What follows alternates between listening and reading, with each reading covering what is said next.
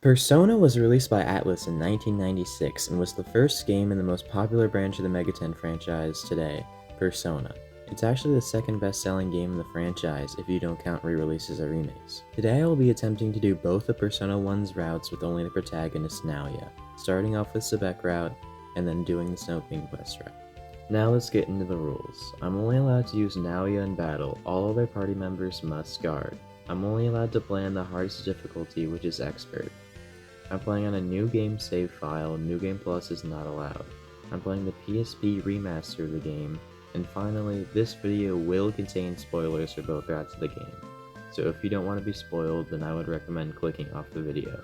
Oh, also, if you only want to see how the boss fights are and don't really care about my explanation of the story, I've timestamped them all in the description.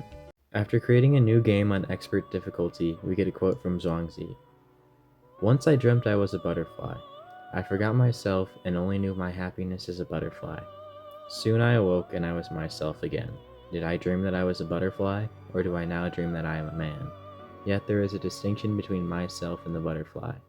This is the transformation of the physical." Afterwards, we open in on the main cast of the game, who were talking about the Persona game, which apparently if played, weird stuff will happen. So we decided to play the Persona game, but not before betting on if anything is going to happen or not. Since this is a totally normal game, where nothing weird happens, I choose to bet on Mark, who believes that nothing will happen. We play the game, and nothing weird happens. For about 20 seconds, when all of a sudden a ghost appears in the classroom. What is... Huh? It's too late now to ask to... Whoa!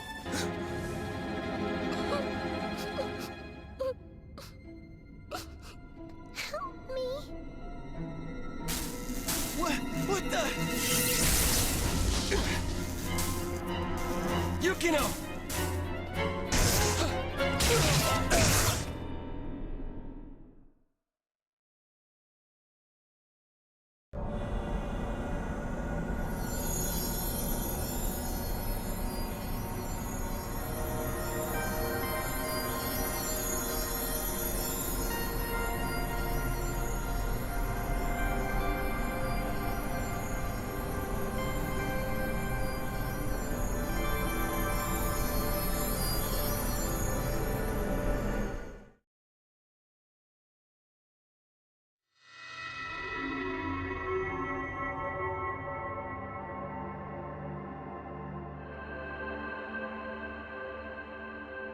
Welcome.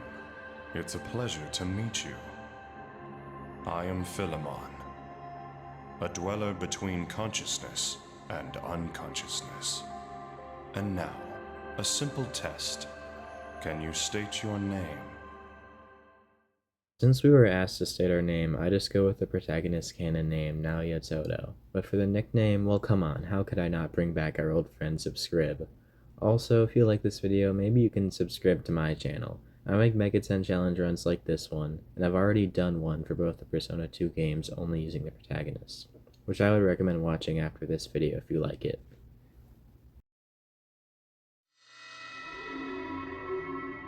Splendid. There aren't many who can remember their identity when in this domain. It seems you passed that test. But tell me this, are you aware of the many and varied selves you harbor within you? The self suffused with divine love, the self capable of demonic cruelty. People live by wearing different masks. Your current self may be only one of those innumerable masks. You, though, you have a very firm grip on your identity. I respect your strong will. In return, I grant this power. Persona. It is the power to summon the selves within you, the gods and the demons you harbor. The time is soon when you will need this power. Now, you must return to your proper time and place.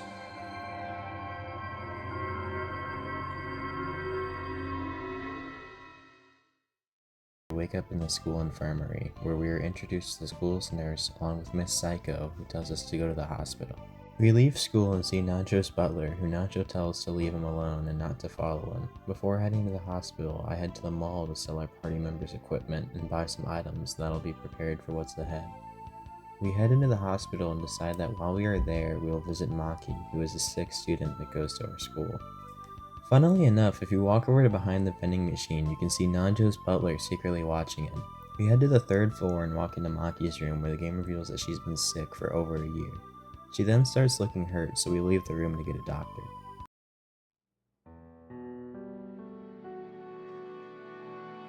I do hope it's nothing serious.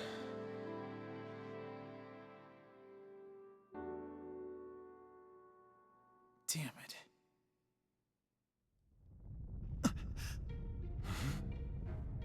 An earthquake?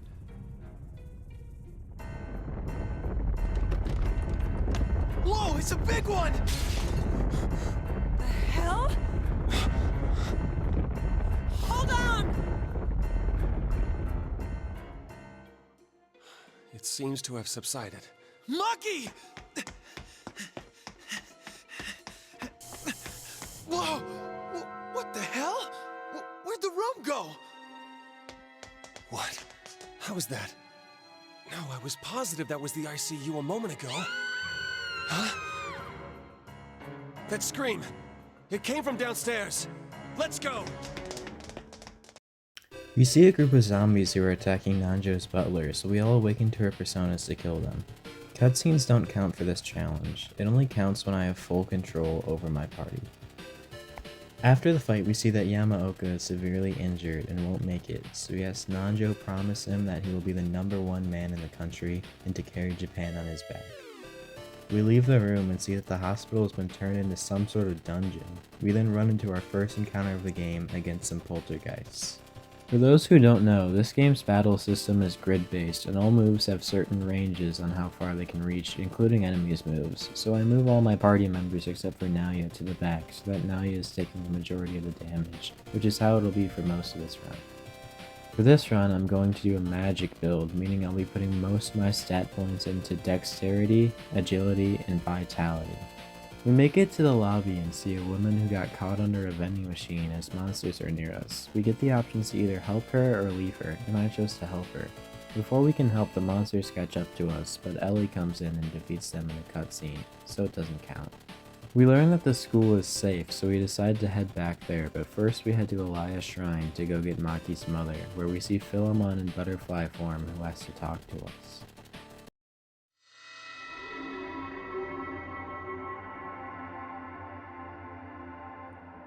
We meet again, my friends. Are you used to your personas now? As you have seen for yourselves, events are moving in an unexpected direction. Only those with a strong will are capable of stopping the flow that has gone awry. From here on, a number of paths will present themselves to you. Down each of them, you will witness the karma of those you meet. But whatever path you choose, remember that the choice was yours, and no one else's. After the cutscene, we talk to Maki's mother, who reveals that she was shot by one of Kandori's goons. Kandori being the president of a company called Sebek, who plans on changing reality with the Davis system that Maki's mother helped make. She then tells us how to get to him, along with handing us a security card. We head into the school and take Maki's mother to the infirmary before splitting up with the group. This is the point in the game where you can choose between which story you take. I'm going to be covering both of them in this video, but I'm going to start out with the Sebek route and then do the Snow Queen quest later. We head out of the hole in the wall, solidifying our choice to take the Sebek route, when all of a sudden Maki walks over to us, somehow perfectly healthy. Naturally, everyone is confused by this, but we decide to ignore it for now, because we have to go free Mark from prison, because he got arrested by demons for trying to steal weapons from a police station.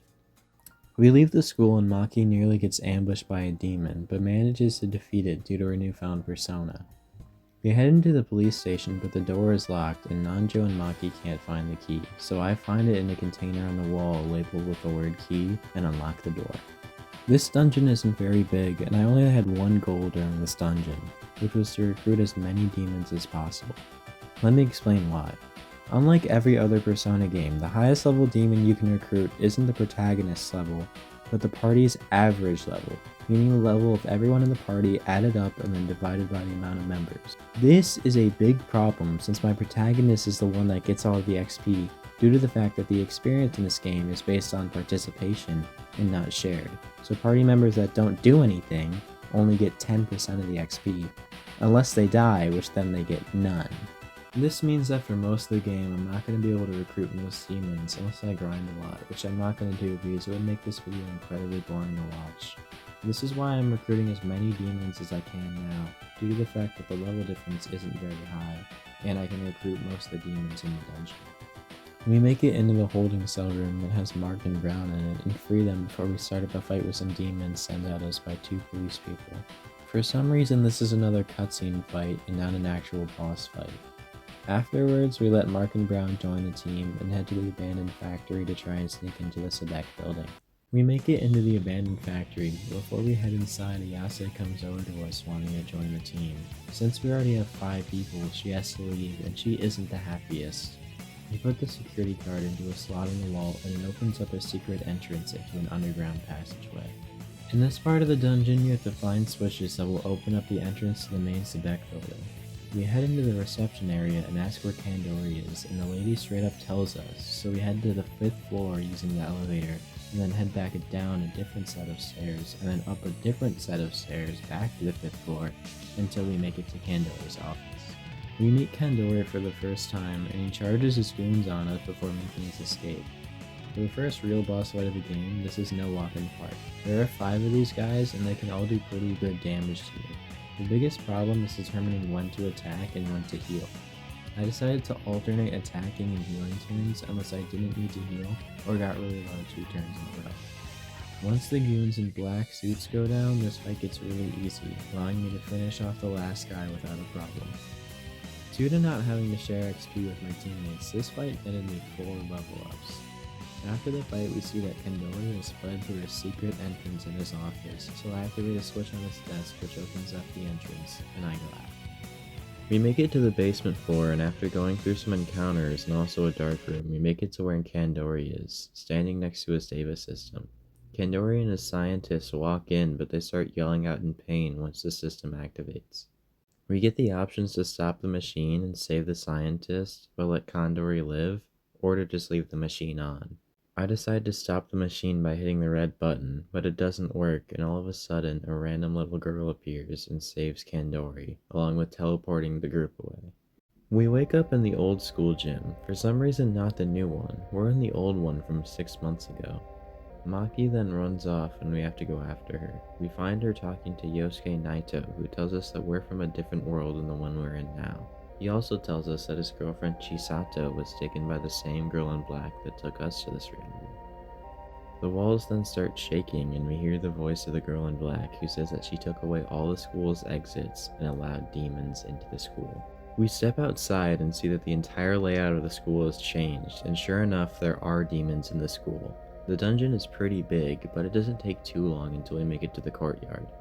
We find the girl in black who taunts Maki for well, you read it, so I don't have to say it. She calls her Tesso, which is this giant tank thing that looks like a rat. It may look cute, but it has a giant gun on the top of it, so it's no easy fight. This fight took me about an hour due to its gravity moves, which I was weak to, along with Megiddo, which I was also weak to, and did about 150 damage to me, when I have a max health of 120.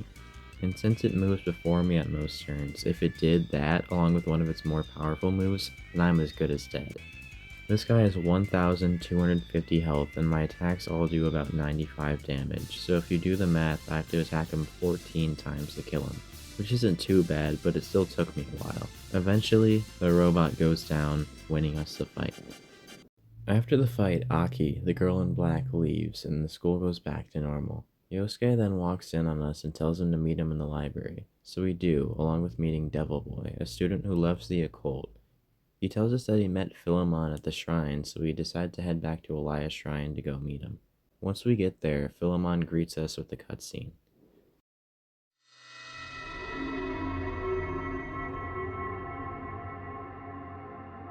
How are you, friends? Just as you thought, this world is a counterfeit of your own. It is this world where Kandori's ambitions lie. If you pursue him, you will eventually discover the nature of this world and how to return to your home world. Kandori has made his fortress on the east side of town, where he is searching for something. Should it fall into his hands, there will be no tomorrow for either world. You must stop Kandori. The first step is to use the subway terminal to reach the east side of town. But the gate has a guardian. Look for the Expel Mirror.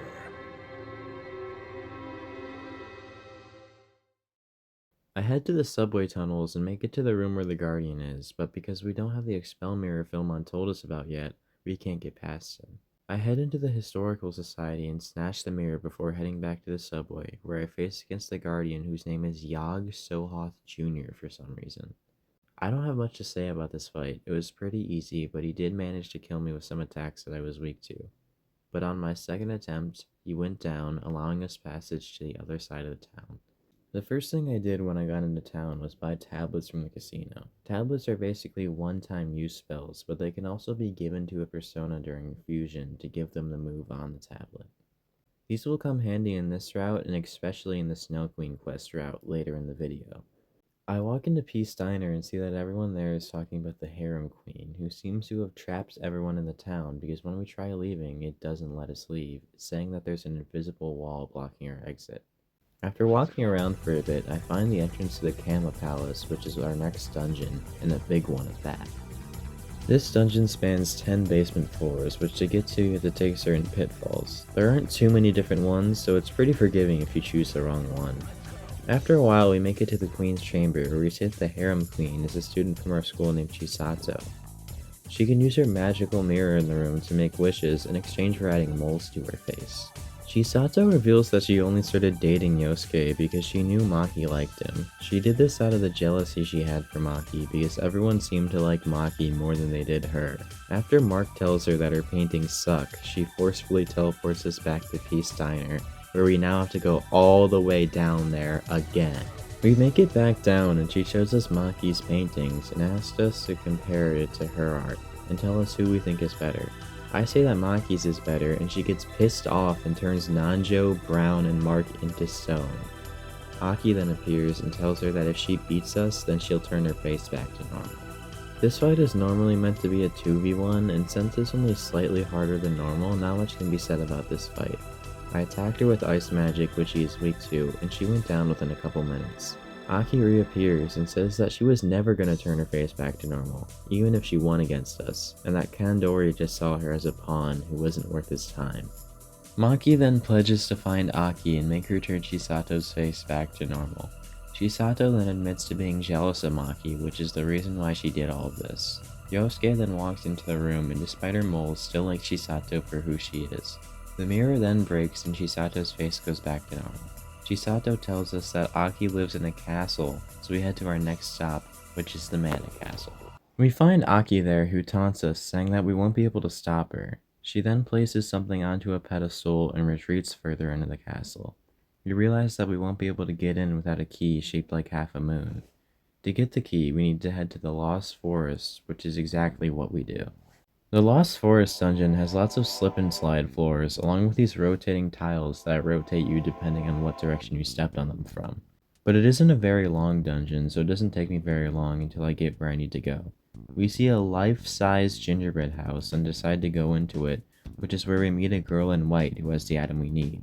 Turns out her name is Aki, and she's related to Mai. It doesn't take a genius to realize that the first two letters in Mai and the last two letters in Aki spell out Maki, potentially alluding that these two have something in common with Maki. Turns out that Mai is the good version of Maki, and Aki is the bad version of Maki. Aki used the compact she has to make the version of the town we are in now, but can't use it to stop Kandori because she only has one half, the other belonging to Mai. Since she can't stop Kandori, she's just resorted to hiding in the forest. We get some dialogue choices which determine the ending we get. If you want the good ending, say, "Stop hiding," then say, "For everyone's sake." And finally, when she asks what you're living for, say, "Define my reason." After all of that, she gives us the compact, and we head back to the Mana Castle to pursue Kandori. This dungeon spans 5 floors and has some dark rooms, but isn't too bad to navigate overall. We make it to Kandori's weird throne room, and unfortunately, he now has both sides of the compact, and using it creates a new castle he calls Deva Yuga.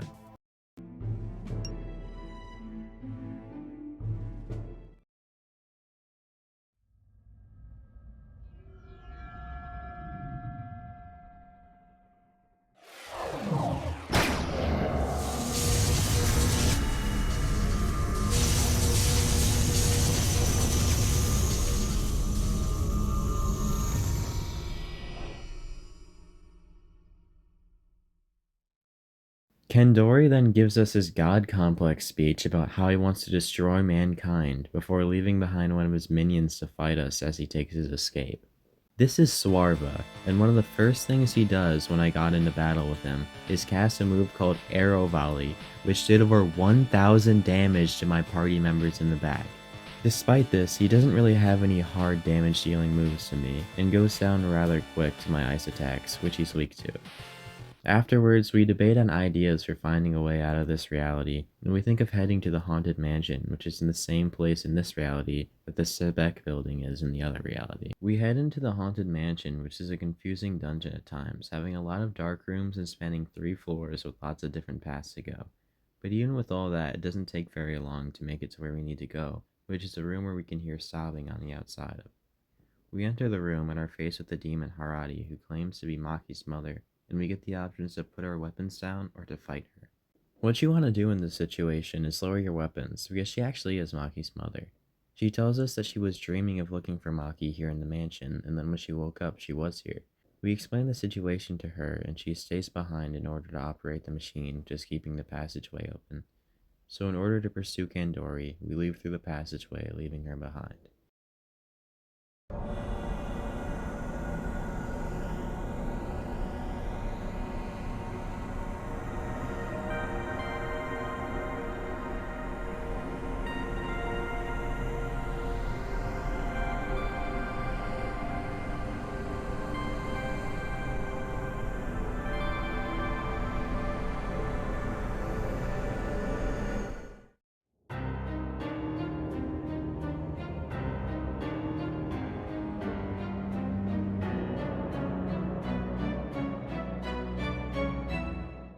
We end up back in the original reality in the Deva System chamber from before.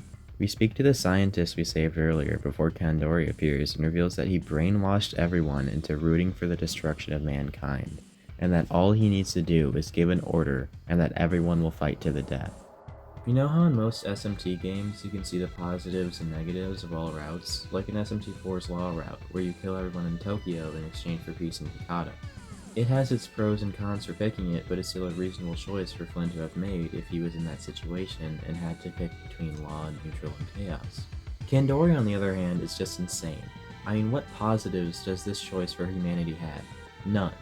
He's just some rich guy who thinks he can play God. Kandori then taunts us before leaving, and we exit the room and see that we are in Deva Yuga on floor 1. This is Kandori's palace, so let's find him and kick his ass into the sequel. This is a good time to mention my current persona. My current persona is a Cerberus, which I gave a Freydyne tablet that I got from the casino, allowing him to learn Freydyne, a heavy damaging single target nuclear skill. This dungeon isn't massive, but I still got lost for about 30 minutes trying to find the way to progress. But if you think this is confusing, the final dungeon in the Snow Queen quest route has this beat tenfold, so wait till we get there. Eventually we make it to the 6th floor, where we need to solve a puzzle to progress. All you have to do to solve it is to step on the tiles in the way to match the pattern on the ceiling. We make it to Kandori, who seems to be weakened. He tells us that people aren't strong enough to live without a goal in life, and that our goals give people strength to carry on. Kandori then says that there is nothing left for him to do since nothing is out of his reach anymore. He then asks us what we're living for. We have to pick Define My Reason if you want the true ending.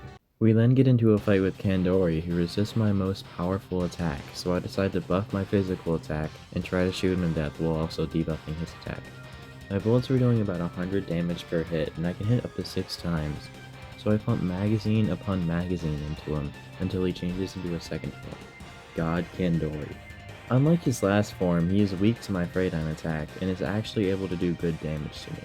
He ends up killing me once, but on my second attempt I end up beating.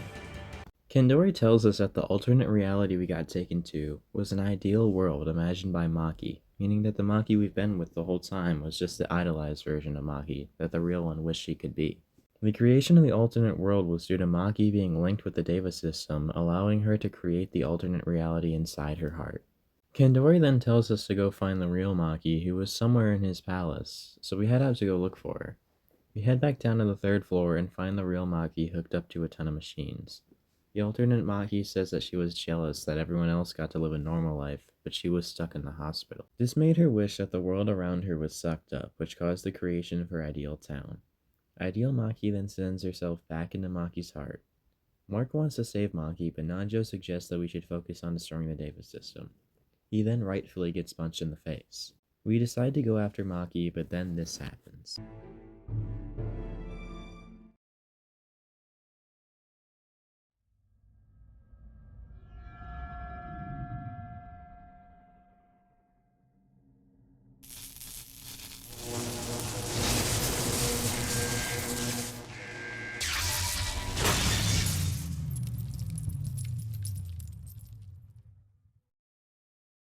Our way back into Maki's heart is destroyed, but with shards from Kandori's mirror we found lying around and Maki's compact, we're able to make it back, finding ourselves in the Lost Forest again.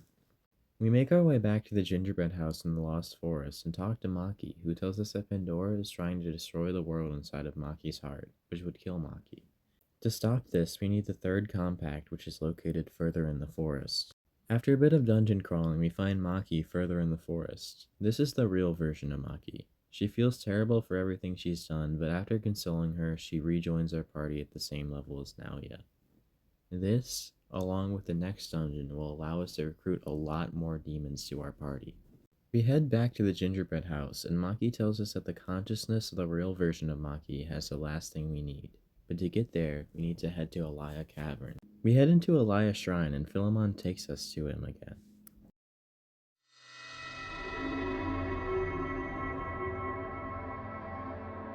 Well done in returning here. I see my faith in you was not misplaced. The Alaya Cavern behind this shrine leads to the sea of all mankind's souls. All souls are born there, and someday return there. Maki Sanamura's soul is about to return to that sea right now. It calls for you, and for her ideal self. Now go. Only those who have been called may enter that cavern.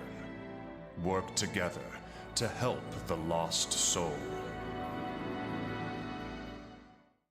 We enter the cavern, and as you can see, we only have 2 party members, me and Maki.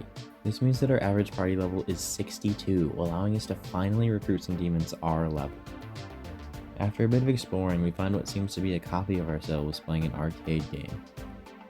We flash back to several decisions we've made throughout the game, like when we helped the nurse, when we saved the scientist from the Deva system, when we said that Maki's art was better despite the danger we were in, when we put down our weapons against Maki's mother, when we were honest to Kandori before fighting him, and when we comforted Maki deep in the Lost Forest. Due to all of these positive actions, we get gifted the necessary item to fuse our ultimate persona. Heading deeper into the dungeon, we finally make it to Maki's consciousness. The ideal Maki encourages the real Maki, and we get the last piece of the compact that we need to move on. Just in case you're wondering how many times I've said Maki so far in the video, it's 53. We head out of the dungeon, and I head to the Velvet Room to fuse up my ultimate persona, Amun-Ra.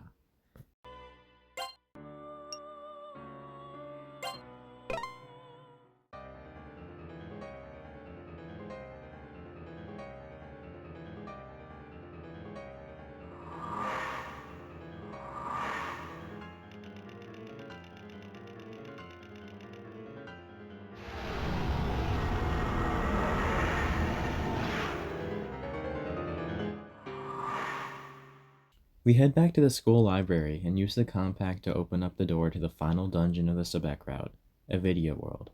This dungeon lets the cat out of the bag. It has strong random encounters, dark rooms, damaged tiles, and is overall just huge. But it's nothing we can't handle. We came here to kick Pandora's ass, and that's exactly what we're gonna do. After a while of going through the dungeon, we make it to the final door before the boss, and after making sure I'm ready, I walk into the room.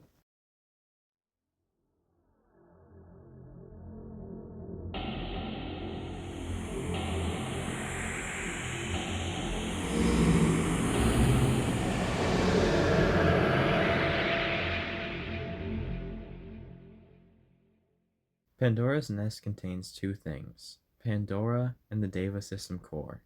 If we win, we can destroy the core and the world will go back to normal. If we lose, then Pandora gets to create her ideal world where nothing exists. We start the fight with Pandora in her first phase. Her moveset consists of Bufudine, Petrama, Tarukaja, Rakukaja, Evil Smile, and Paralyzed Puncture. She has 5,800 HP, but due to my ultimate persona dealing 650 damage a turn, she doesn't last very long, and she transitions into her second phase, her butterfly form.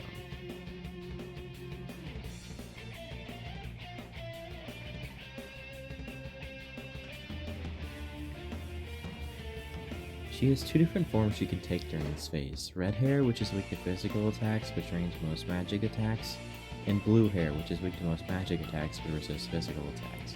These two forms share 15,000 health, but no matter what form she's in, she's always weak to my Hieroglyphian attack, which does about 760 damage a turn.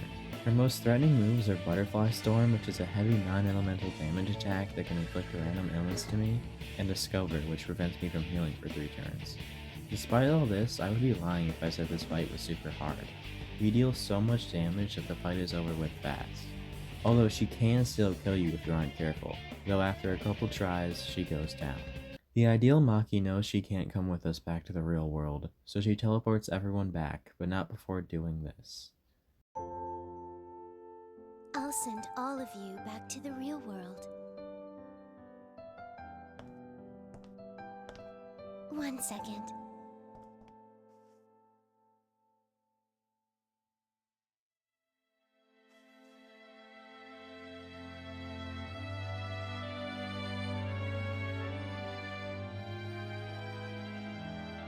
Thank you. I hope you'll still think about me at least once in a while. Goodbye. I love you.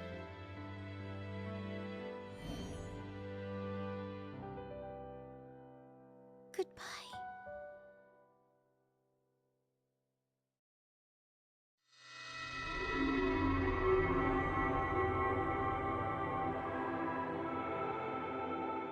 Nothing more need be said. I'm sure you have all discovered by now your true selves. The smiles you wear are no longer false masks. You may find yourselves troubled, or suffering, or lost in the future, but there is nothing to fear. Look to your soul for your true self. No matter what trials you may face, that will be enough for you to weather the storm. Now go forth into your bright futures.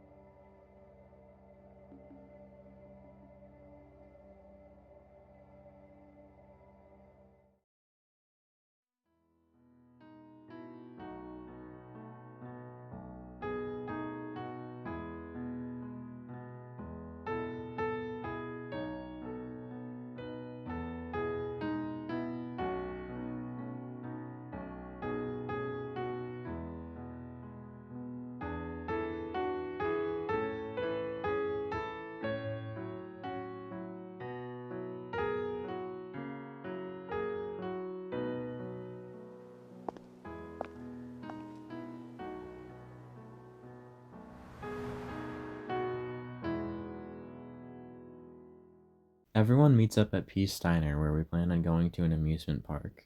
We then leave the restaurant and get to see the future lives of everyone in the group. Maki was cured of her illness and became an award-winning artist. Mark moved to New York where his street art received critical acclaim.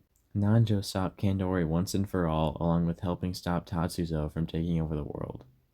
If you're confused by that, then go watch my Eternal Punishment video where he makes an appearance. Brown became rich and famous and became sort of a celebrity that people grew to love. And as for subscribe, you should do that. Well, here we are, the credits. So you know what that means. I'm halfway done with this challenge run. Now it's time for the shorter but harder Snow Queen quest route, so don't grab your remote just yet, because I'm only halfway done. I start the game over again and play it the same way up until I get to the school. Instead of leaving through the hole, you want to do various things throughout the school to start the Snow Queen quest route. Go to classroom 2-4 and speak to this girl who tells you about Devil Boy. He's in the library, you need to talk to him next. Then talk to the drama club members, which are in a room near the gym. Then go back to the 3rd floor and speak to the student council president about the play. After that, go to the 1st floor and speak to the principal. Then go to the gym and enter the storage room on the left. Once inside, you should see a box on the floor. Open it and a mask floats up to you for you to grab. Take it back to where Ayase is and you should see Masao just leaving. Miss Psycho then comes in, noticing that you have the mask, saying that it reminds her of her high school days when she wore it in the school play. She then tells the story of the play before telling us that some people think the mask is cursed, but she doesn't seem to believe that in the slightest as she puts the mask on. We then pass out as the school gets covered in ice.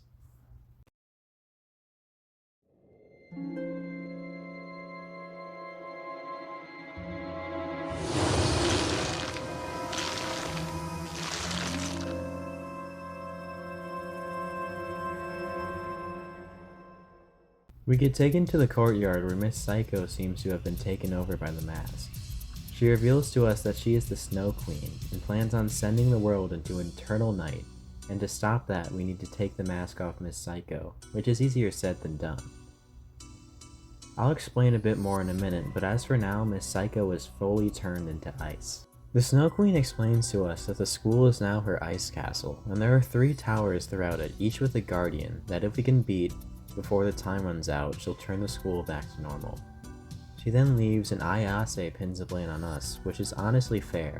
I mean, all the effort we had to go through to get the mask, it seems like it would be our fault. Philemon then appears and whisks us away to talk to him.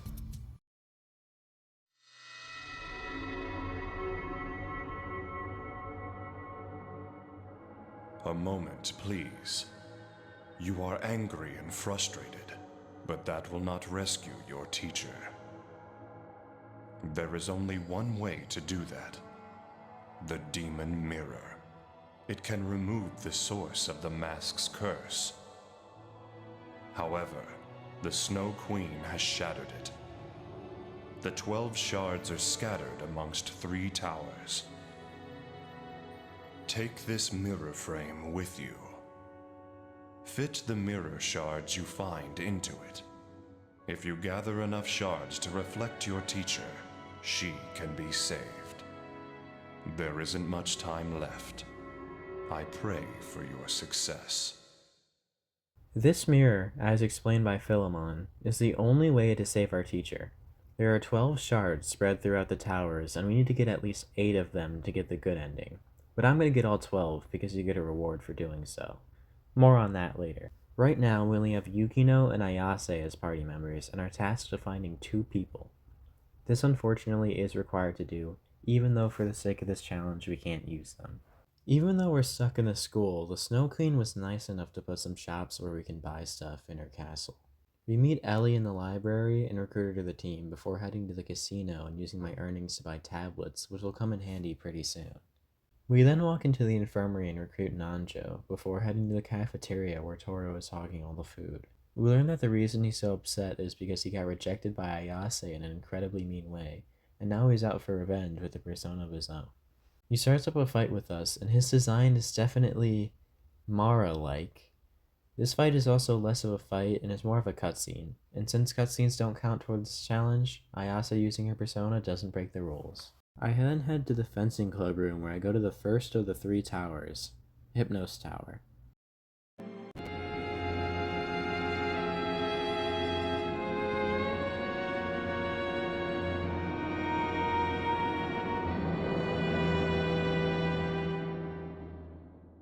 The first thing I do here is recruit some demons since it's early game and this is one of the only chances I'm going to have to recruit anything. After a bit of recruiting, I head to the Velvet Room where I fuse up a Jack Frost that I give a flash tablet, allowing it to learn Maziodyne. I told you guys they would come in handy. Now I have a Jack Frost that kicks major ass. Heading further into the tower, we enter a room with Tamaki, Tadashi, and the school nurse asleep on the floor. Tamaki and Tadashi both saying that they love each other in their sleep. Just a bit further in, we see the principal and vice principal asleep next to each other, and know that we have to find the source of this and stop them from putting everyone to sleep. We then step into a room with a strange looking door, and Philmon takes us away to talk to him again.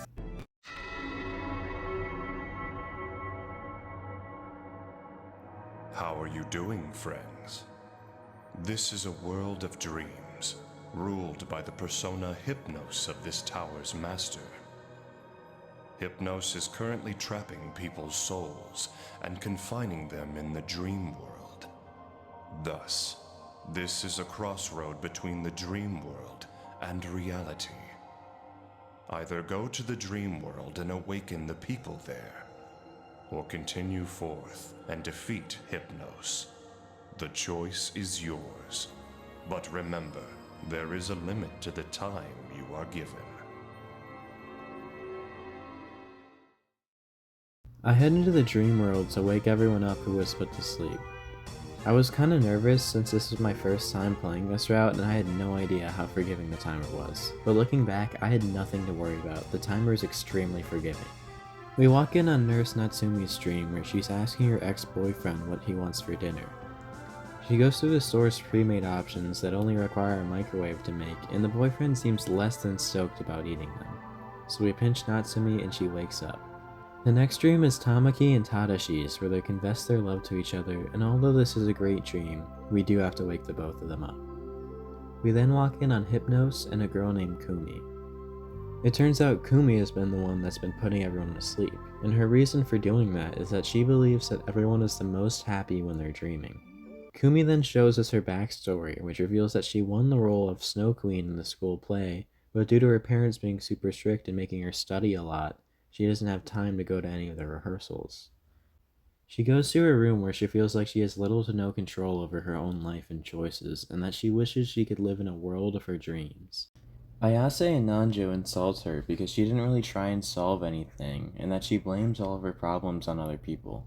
But before we can go after them in the real world, we have one last dream to see between the vice principal and principal of the school. In the dream, the vice principal is now the actual principal and gets to boss around everyone he wants by putting rules into place. After a bit of listening to him, we get fed up with his bullshit and pinch him to wake him up. On the 8th floor of the tower, we enter Hypnos' chamber and confront Kumi, where she summons Hypnos to fight for her. Unfortunately for me, Hypnos absorbs electric attacks along with taking barely any damage from ice attacks. The most damage we can do to him is with sword attacks, which he's weak to. We do about 40 damage per turn and he has 1230 health, so it takes a while but he goes down on my first try. Or at least that's what I would say, but I forgot to talk to Tamaki and the principal to get the shards they have, so I had to reload a save back before I fought him and get the shards I missed, giving us our first and second shard of the mirror.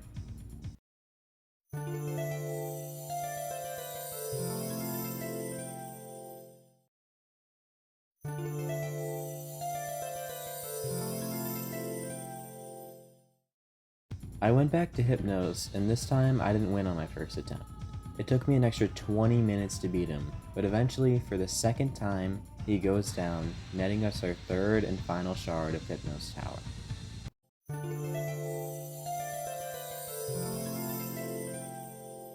The next tower on the list is Nemesis Tower, but not knowing what order you're supposed to do them in, I walked into Thanatos Tower where I immediately got my ass kicked by demons way over my level. But after realizing the order, I went to the right dungeon.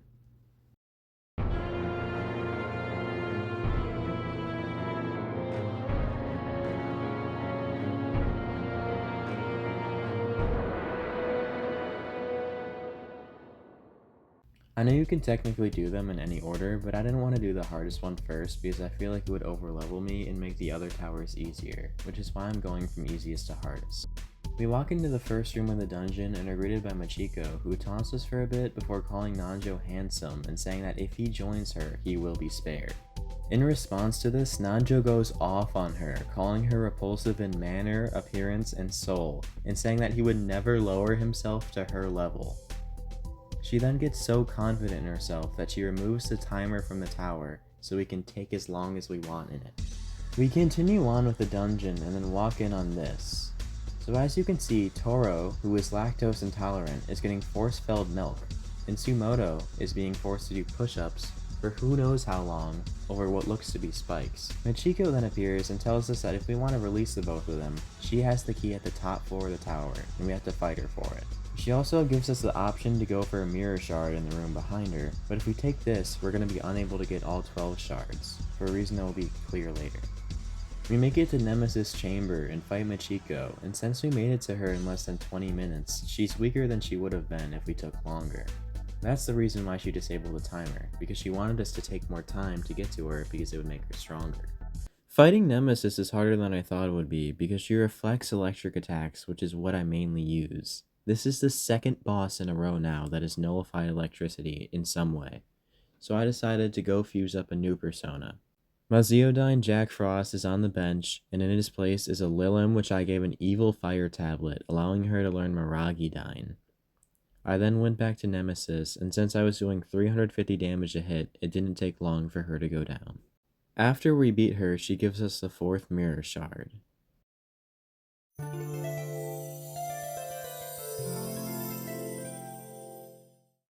We then check on Toro in the cafeteria, who gives us our 5th and 6th mirror shard.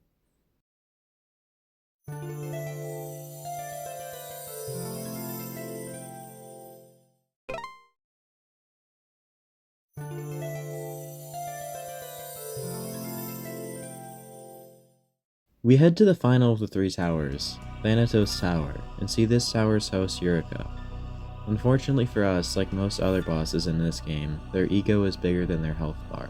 She tells us that to open the door we have to blow out one of the candles. She then leaves and I blow out the left candle and realize she straight up took my personas from me.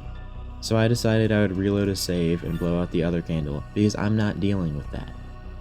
Blowing out the right candle just had her steal Yuriko's persona, which doesn't matter since I can't use her anyways.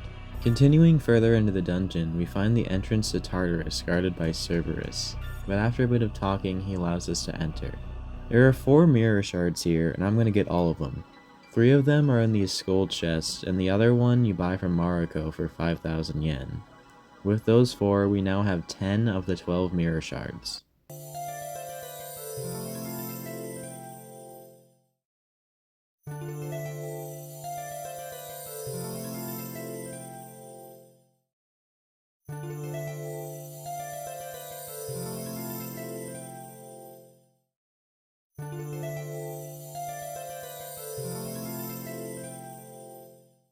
After getting everything we need, we leave Tartarus and enter back into the main part of the tower. We progress further and come across a room with 2 skull chests. Yuriko then appears and tells us to get our gift from the chest, and that one of them has a mirror shard and the other one is something bad. We open up the one on the left and get the second to last mirror shard.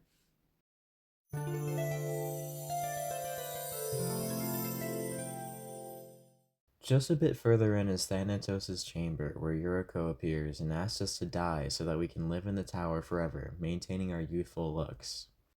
As you probably could have guessed, this pisses Nanjo off, like always, along with the rest of the group, and Yuriko transforms into Thanatos, starting a fight with us. The deal with this fight is that she has 6 tentacles that all get a turn alongside her. 3 of them are weak to my fire attacks, and 3 of them absorb them. I decided to take out the 3 I can damage first, before then trying to take out the rest with basic attacks. I then realized that I don't even have to take out all the tentacles, so I just spam her with fire attacks which she's weak to until she eventually goes down. She then turns into this eyeball thing that I spam with my gun attacks, and then it eventually goes down. Afterwards, Yuriko admits to not liking the Snow Queen, and that she's human, and humans have to die eventually. And after a while, she thanks us and accepts her death, netting us the final mirror shard.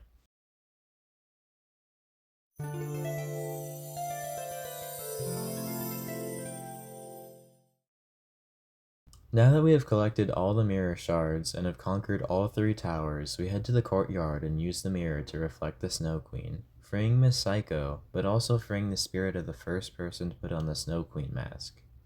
She starts a fight with us. This is Lady Mascurade, and she has a damn good set of moves, like heavy all-target attacks for ice and gravity. Unfortunately for her, I drain gravity. She also has Tarakaja to raise her attack and a move to inflict status ailments. She has 7,780 HP, which is a lot, but her attacks are mostly nothing to worry about, so she's really just a stone wall. After about 10 minutes and 70 rounds of ammunition later, she goes down. Miss Psycho tells us that the girl originally possessed by the mask was named Tomomi, and that she had her suspicions about the mask, but Psycho told her not to worry about it. Turns out that Psycho originally had the part, but passed it on to Tomomi because she was scared of the mask. Later, Psycho walked in on Tomomi in the corner of the room, saying that it was all her fault. She then turned around and revealed that the mask burnt her face really badly. We then cut back to the present and realize that although we defeated the Snow Queen, nothing has changed. You know what this means, it's final dungeon time. We need to stop the Snow Queen from shrouding the world in eternal darkness. So we touch a ball of light in a classroom and it takes us to the final dungeon, the Ice Castle. This dungeon is long and it has some of the hardest random counters in the game, and I'm not joking when I say that the layout reminds me of what Hazuma did to the school in SMT If. This dungeon took me 3 hours just to navigate, so let me give you the rundown. It starts out with you having to navigate around these moving floor tiles that automatically move you when you step on them. Once you get past that, floor 4 has pitfall mazes where you have to avoid stepping on the pitfalls, and if you do, have fun going back to the previous floor. Call me a loser all you want, but I use save states to reload a save anytime I fell. I know it's a pussy move, but I want this video to be out before humans go extinct. It's already taken long enough. Have Reiho teleport you upstairs to floor 5 and prepare for the bullshit that's coming up. I tried navigating this without a guide, but doing that is like walking in a circle but with extra steps. After 2 hours, I finally make it to the room before the Snow Queen. I also fuse up my ultimate persona, Amon-Ra, to hopefully kick ass again.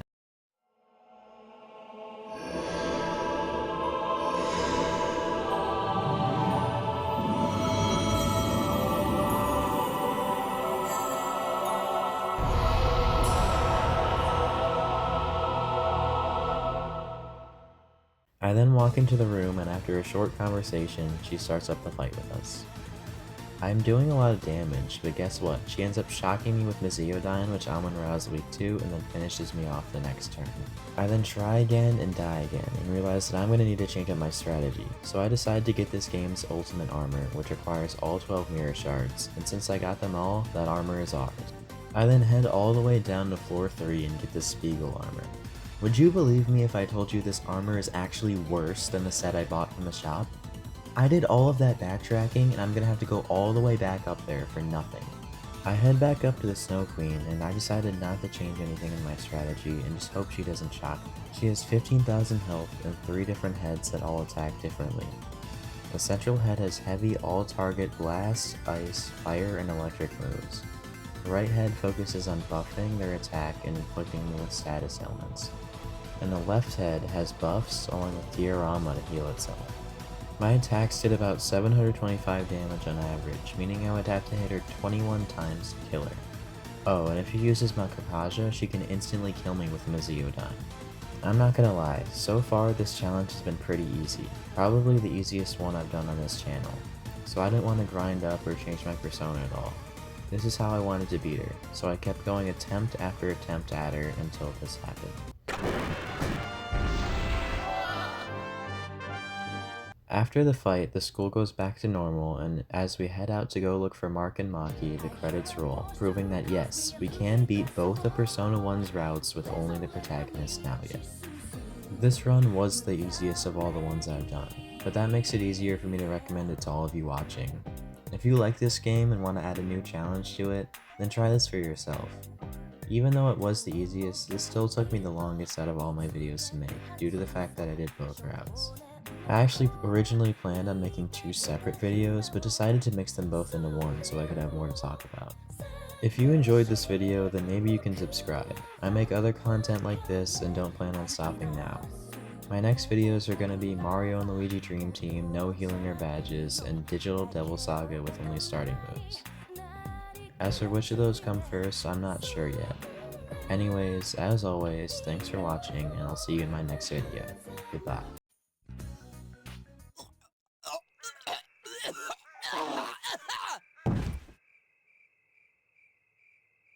Hey, What the hell is this? I mean, what kind of... Curry's supposed to be, like, really spicy or kind of mild. This just stinks. And it's gritty, too.